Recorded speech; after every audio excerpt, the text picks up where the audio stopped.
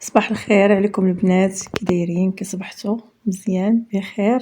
نتمنى ان شاء الله تكونوا كاملين على خير وبخير. المهم كنبدا معكم الفيديو اليوم مع الصباح. مشاو الوليدات للمدرسه، الله يعاونهم، الله ينجح كاع الوليدات كاملين، كاع اللي كيسعى لشي حاجه الله يوفقوا ليها، الله يسهل عليه. ايوا صافي جلست انا كنشرب قهوه ديالي، خديت انا هاد بان سويس، راه غادي نشاركو معكم ان شاء الله اليوم في هذا الفيديو. جا زوين صراحه، درتهم البارح في العشيه صافي جلست. المهم كنفطر بشويه عليا، كنسمع عصافير تزقزق.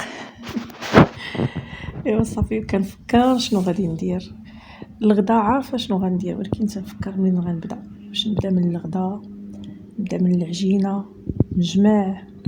صراحه ديما انا عندي مشكل في هاد القضيه، حتى تقولوا لي البنات نتوما باش كتبداو شنو اللي كيكون، زعما شنو الحل الافضل ان نهارك ما يدوزش مخربق مثلا، حيت شي مرات فعلا كيدوز نهاري مخربق.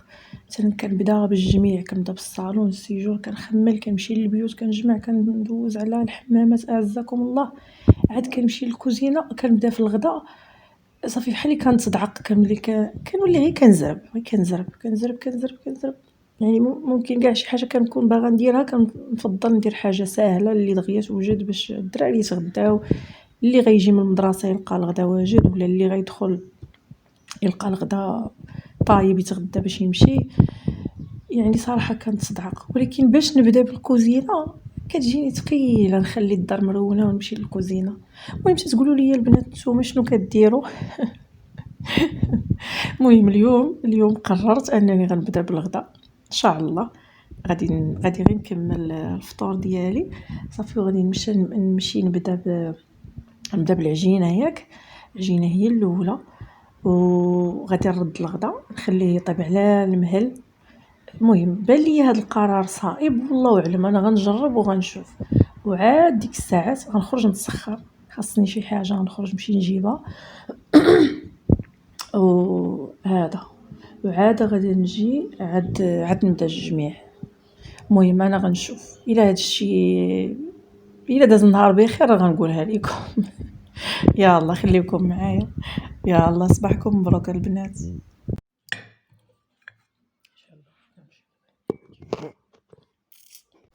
صافي وهنا كنوريكم الحاله الزوينه اللي كتصبح فيها داري. المهم كلشي مرون، كلشي صافي. هنا فين فطرنا راه كانت مرونه، فين فطروا الدراري. صافي خليت كما قلت لكم ومشيت بديت من العجينه. صافي غادي ندير اليوم خبيزات ديال السميده رقيقه. المهم غندير خبيزات ديال السميده رقيقه كيجيو زوينين صراحه، خص هكا الا عجنتوهم بالطريقه الصحيحه. يعني خص هاد السميده تشرب الماء وتخليوها يعني حتى تشرب مزيان داك الماء وتطلق داك الجلوتين. عاد تعجنوا تزيدوا عليها، يعني شنو غتزيدوا؟ الفورص ولا هذا فرينه ولا المهم اللي كان. صافي المهم شفتوا هنا درت السميده، درت القياس اللي غيكفيني، شويه الملح، شويه الخميره ديال الخبز والسكر، وخليتهم يتفاعلوا شويه، خلطتهم غير هكا كيما شفتوا غير فين درتهم. صافي وغادي دابا ندير الطحين الفورص. وديك الساعات غندير الكميه اللي غتكفيني. هذه راه غير واحد شويه السميده بقات لي الصباح، درت الحرشه باش فطروا الوليدات، وبقات لي البنات. شكون بحالي كيعجبها خبز الدار؟ صراحه انا كنفضل هكا خبيز يكون ديال الدار، غير ويكون زوين، فهمتي؟ السميده هكايا مثلا القمح كامل كيكون صراحه احسن من هذاك ديال الشهر. والله ايوا صافي. المهم غادي نجمعها ونتلاقى معكم. وقيلا غنزيد شو العجينه خصها تكون خفيفه، حيتاش كتعرفوا السميده كتشرب، واخا درت ليها الماء في الاول خليتها شربات، ولكن مازال غتزيد تشرب. صافي داكشي غادي نخليها بحال هكا صافي. غادي نغطيها صافي. انا كاع ما كنعذب راسي مع العجينه بزاف، كنخلط كنخليها ترتاح صافي. كنجي كنقرصها. شفتوا معايا انا غندير لكم ديك اللقطه ديال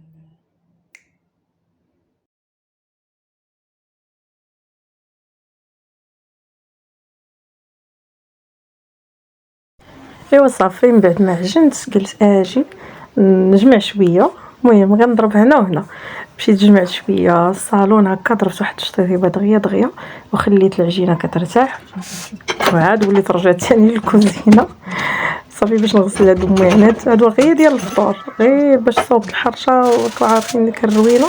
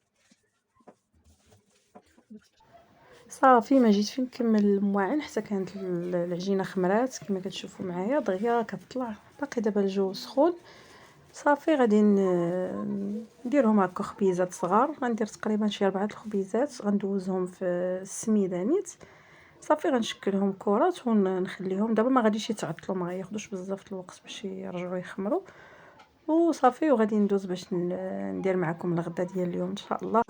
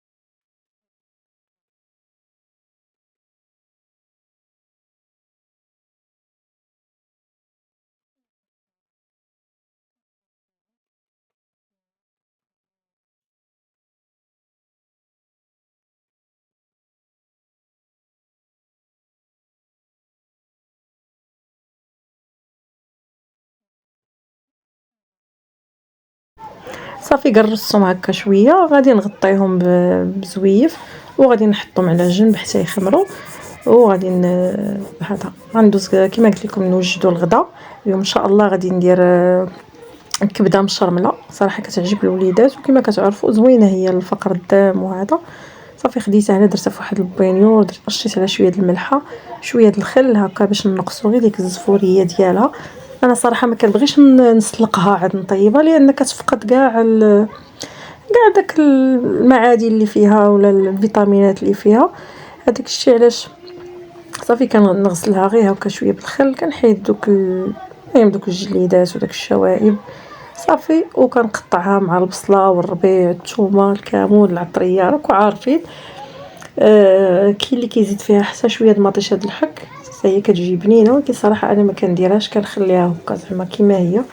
هنا راه كانوا معها حتى شي قلوبه واخا ما كيعجبونيش صراحه، ولكن ملي كتبغي تشري الكبده راه كيعطيك معاهم القلوبه ما عندك كيما ديري.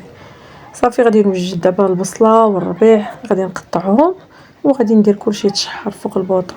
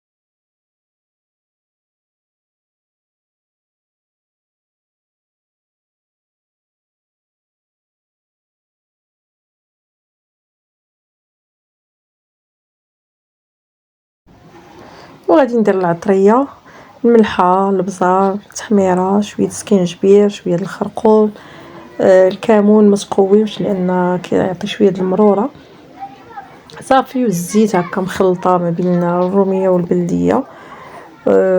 شنو اخر صافي كما قلت لكم التحميره وسكينجبير والبزار هادو هما المهمين. وهذا الخرقوم درت غير شويه واخا صراحه شي مرات ما تنديروش يعني كتجي زوينه. وهنا شتوها غير راس معلقه صغيره ديال الكمون، وتا لا عندك القزبر يابس حتى هو زوين.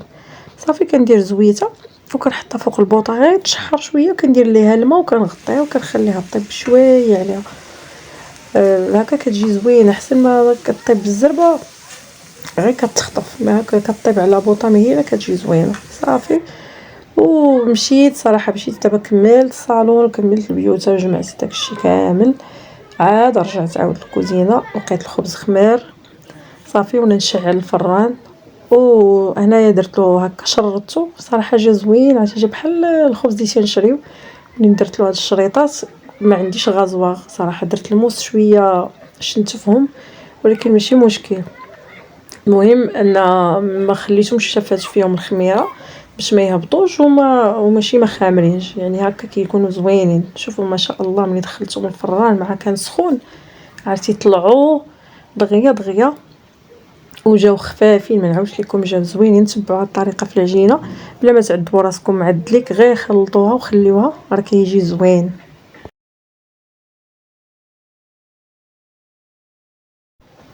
صافي من بعد هبطته لتحت كما شفتوا معايا حتى تحمر خد هذا اللون. شوفوا معايا ما شاء الله كي جا عرفتي جا مقطن رطب رطب رطب بحال السفنج، تاكلوه بوحدو واعر بنين بزاف. كتعرفوا السميده كتجي زوينه في الخبز. صافي غنغطيه نخليه على جنب بما كملت الغدا ديالي. هنا في الاخر فاش كتشحر ديك الكبده مزيان صافي كندير عليها واحد العصره ديال الحامض كتهرسني حتى داك الجهد ديال الكبده صافي. والمرافقات راه درت غير شليضه هكا فيها شويه د الخيار مطيشه. وهذا راه ماشي البصله، هذا راه هذا سميتو مكور لي شو تا هو درتو في الشلاضه. صافي ما درتش البصله وصافي حتى هي واحد عصيره الحامض، شويه د الملحه، شويه د البزار، شويه د الزويته، صافي. وبطاطا مسلوقه درت لها شويه د الملحه، شويه د الكمون، شويه د الزويته، وهكا رشيت عليها واحد الرشه خفيفه ديال الربيع والصلاع النبي. كان هذا هو الغدا ديال اليوم صيفي مع الجو كما شفتوا باقي سخون، وحتى الوليدات هادشي اللي كيعجبهم. ديما المرقه كطلع لهم في راسهم، ما كيبغيو كاع ياكلوا. صافي وحطيت هادشي مع شويه ديال العنب والخبز، والحمد لله، الشكر لله، اللهم اديمها نعمه واحفظها من الزوال. المهم كان هذا هو الغدا ديال اليوم. غادي نحيدو وغادي ندوز باش نوجد معكم ان شاء الله واحد الكيكه ديال البركان اللي دايره ضجه هاد الايامات بزاف. صراحه زوينه، جربتها واعره والله الا زوينه هكا لوليداتكم ولا للضياف ولا في العيد، صراحه تستاهل. المهم نقول مرحبا بالناس الجداد ولا البنات ولا المهم كلشي، مرحبا بكاع الناس اللي كيشوفوني مازال جداد في القناه، كنقول لكم مرحبا والف مرحبا. اشتركوا في القناه، فعلوا الجرس باش ديما يوصلكم الجديد، وما تنسوش اللايك. وخليوا لي تعاليقكم الزوينين اكيد اللي عجبكم الفيديو. بارطاجيو القناه مع صحابكم وحبابكم باش تعم الفائده الا كان الفيديوهات ديالي كيستاهلوا من طبيعه الحال. وشكرا شكرا على المشاهدات ديالكم.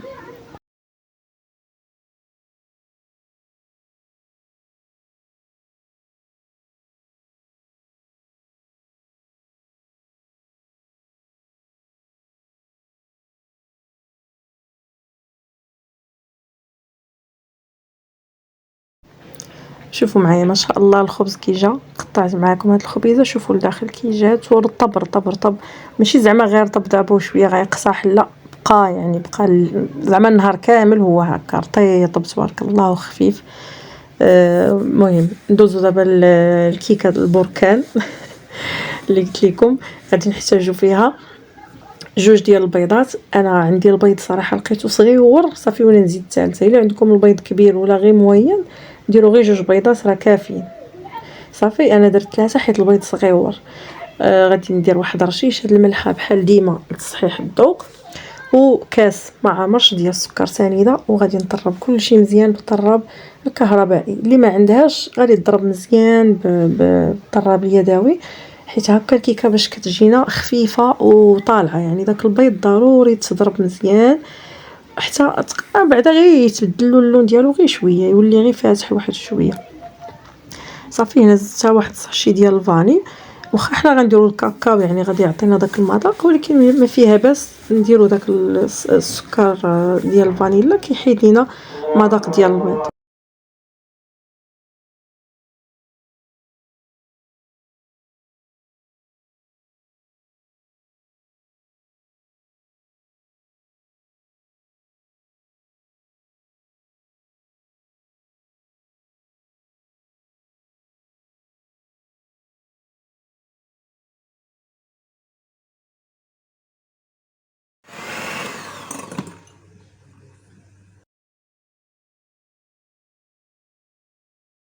صافي من بعد ما ضاعف الحجم ديال البيض كما شفتوا معايا، دابا غادي نضيف كاس معامرش ديال الزيت وكاس معامرش ديال الحليب، ولكن نخفض شويه السرعه غير حتى ينسجموا.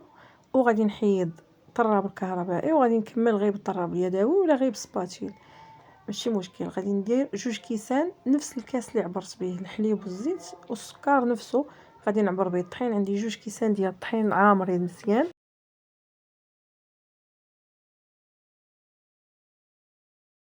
صافي وغادي نزيد جوج ساشيات ديال الخميره الحلويات من فئه 16 غرام يعني 8 و 3 عفوا ديال المعالق ديال الكاكاو، اولا ديروا 3 الساشيات كما غندير انا.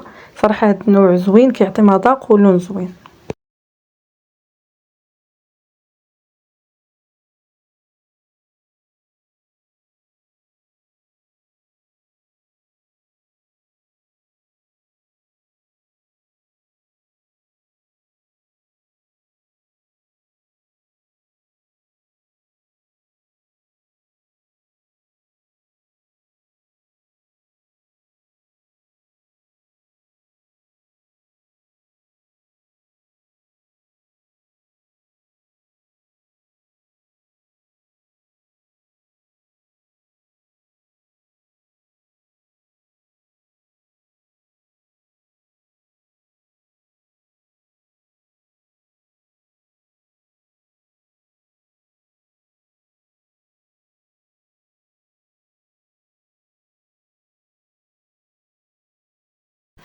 صافي زدت كاس ثاني ديال الطحين، وغادي نزيد واحد المعلقه كبيره ديال الخل ضروري باش هكا كتجينا الكيكه خفيفه وهشيشه. صافي غادي نحاول كنخلط غير حتى ينسجموا العناصر، ما نكثرش الخلط بزاف باش ما يطيحش لينا داك البيض. وصافي غادي ندوز باش نوجد الكريم باتيسير اللي غتجي الوسط ان شاء الله. في كاسرونه غادي ناخذ 2 كيسان ديال الحليب عادي، غادي نضيف ليهم 3 المعالق عفوا، وتقدروا ديروا حتى 2 اللي ما كيبغيش الحلاوه. المهم انا درت 3 المعالق ديال السكر سنيده و3 المعالق ديال الكريم باتيسير، يعني هذه الواجده الجاهزه. درت 3، ولكن صراحه حاولوا ديروا غير 2.5 باش ما تجيكمش ثقيله شويه. انا جاتني واحد شويه ثقيله، يعني شويه، هي ما خصهاش تكون ثقيله وما خصهاش تكون خفيفه، باش ماشي ملي طيب الكيكه نجيو نقطعوها تسيح لينا ديك الكريمه، وعاود ما تكونش ثقيله باش ماشي نجيو نديروها وسط العجينه تبقى لينا قاصحه لداخل. كما قلت لكم خصها تكون بين وبين. المهم غندير كلشي بارد في بارد، غادي نخلط مزيان وغندي فوق البوطه نبقى نحرك حتى تعقد الكريمه.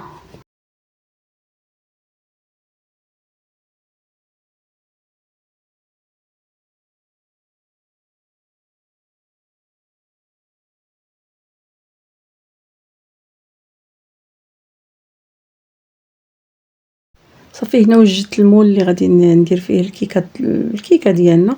فرشت لي بعدا داك الكاغ ديال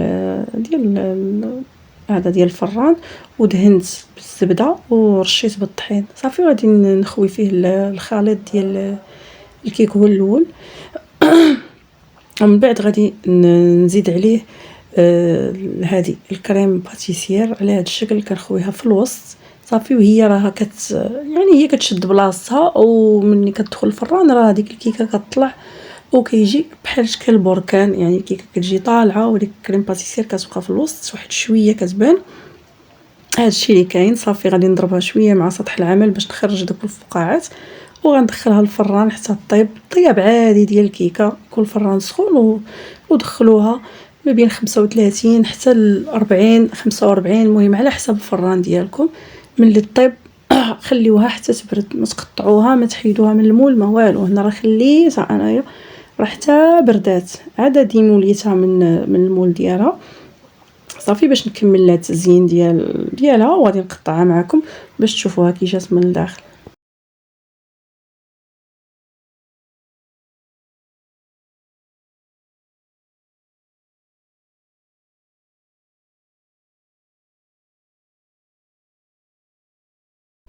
صراحه كيك كيستاهل، يعني تجربه زوين بنين بزاف. ديك الكيكه جات بنينه مع الكاكاو، يعني كان شويه كميه مهمه. تقدروا تزيدوا حتى هذا قهوه سريعه الذوبان اللي كيبغي هكا داك الطعم شويه يكون قاصح حتى هو غيجي زوين. صافي دهنتها هنا بشويه ديال الكونفيتير ورشيت بالكاوكاو كونكاسي. الكاوكاو كيتواتى صراحه مع الكاكاو. كنت غادا ندير هكا الشكلاط من الفوق ولا ندير شي صوص ديال الشكلاط، ولكن صافي قلت ندير غير هكا تزيين بسيط، وجا حتى هو زوين صراحه. جا راقي وجا الشكل ديالها زوين، وحتى الطعم جا زوين بزاف. كنتمنى تجربوها.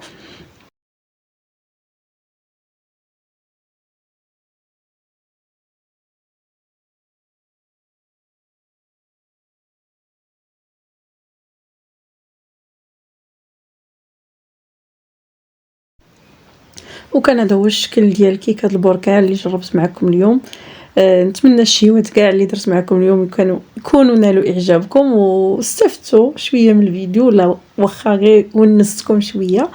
هكا راه كنا كنتحفزوا غير بعضياتنا، حتى انا راه كندير هكا شي قناه زوينه ولا هذا، وكنبقى هكا كنتحفز منها، يعني كتستلهمي منها بعض الافكار ولا هكا شي وصفه، ولا المهم اي حاجه راه ضروري ناخذ منها شي فائده. نتمنى ما نكونش ثقلت عليكم، نقول لكم الى اللقاء في فيديو قادم.